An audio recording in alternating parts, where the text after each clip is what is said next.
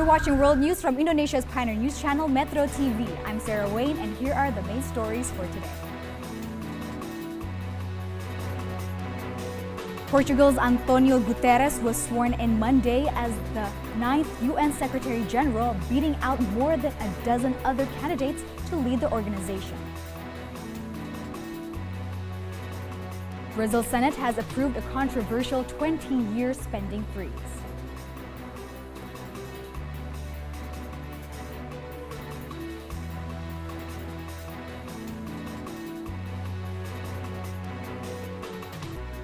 But first, President Joko Widodo visited Iran Wednesday for talks on energy cooperation between the two countries, meeting with his Iranian counterpart Hassan Rouhani.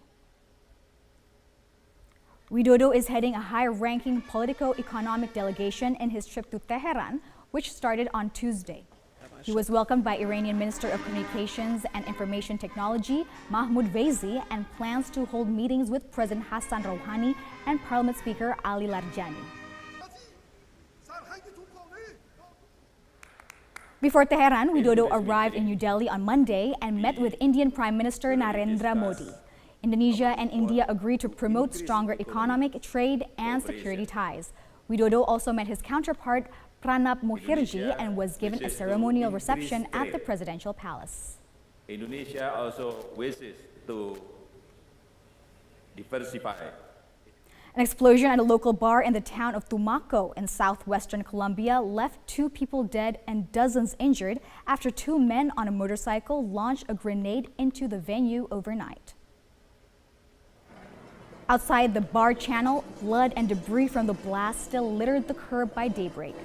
Officials said the 23 victims injured were transported to the nearby Divine Child Hospital. The 2 suspects, not yet identified by authorities, were later arrested. According to the Public Defender's Office, there were 135 homicides in the rural and urban areas of Tumaco in 2016.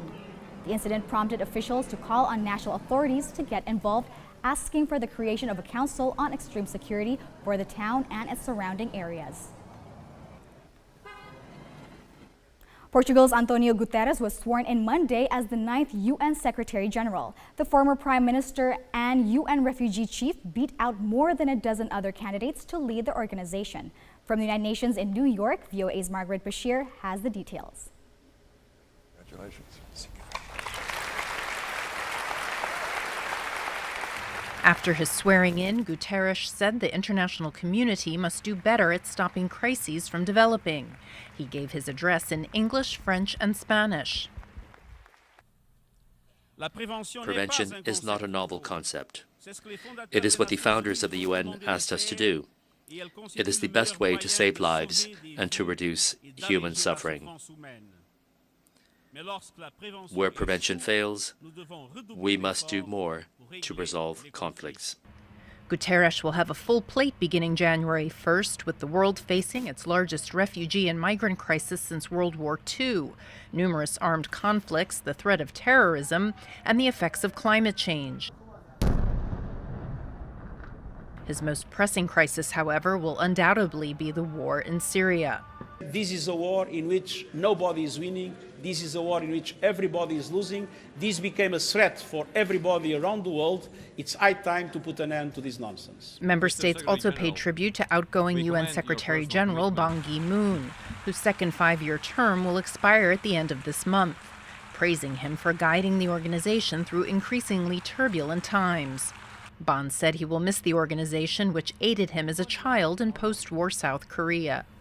For me, the power of the United Nations was never abstract or academic. It is a story of my life and many Korean people. It is a story of many millions and millions of people around the world, many children, young boys and girls. In mid-January, Ban will return to his native South Korea, where there's widespread speculation he may run for president.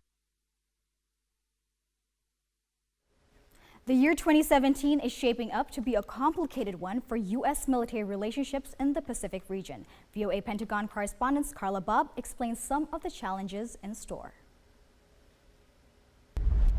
It is easy to see why a big, aggressive China is a threat when trying to keep international shipping lanes open.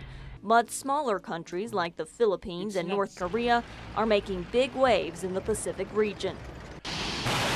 Experts say North Korea is building up to a half-dozen nuclear weapons each year.